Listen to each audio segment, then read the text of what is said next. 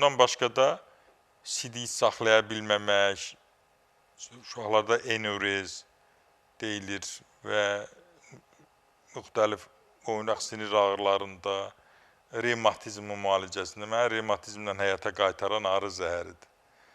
Allahın insana verdiyi nömrə bir müalicə arı zəhəridir və arı məhsullarıdır. Tutaq ki, ananın uşağı olub və yaxud hamilədir, istəyir uşaq gələcəkdə yaxşı, sağlam doğulsun, xəstəliyə meyilli olmasın, arı südü verməlidir, çiçək tozu verməlidir, anaya verilməlidir, hamilə qadına. Propolis verilməlidir, mumya verilməlidir və uşaq olandan sonra da uşağın inkişafı yaxşı olsun deyin, ananın südü artıq olsun deyin, anaya verilir yenə də arı südü və çiçək tozu. Yəni, bütün hallarda arı məhsulları Allahın insana verdiyi, yenə deyirəm, hər zaman deyirəm və deyəcəm. Yəni, gördüyüm budur.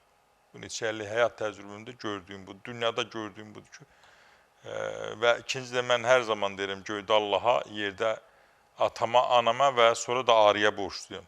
Mən revmatizmdən anadan gəlmə sağaltdı və nəslimizdə, kökümüzdə ürək xəstəlikləri hədsiz meyillik var idi. Mən qorxurdum. Atam çox gənc getdi. Sağlam bir adam ürəkdən. Zəliyi tapandan sonra bildim ki, qorxusu yoxdur. Teymrəmin rəhməti demişim. Heç bir qorxusu yoxdur. Yəni, qanını duru sahib qoydurursam, indi gedəndə yenə qoydurdum.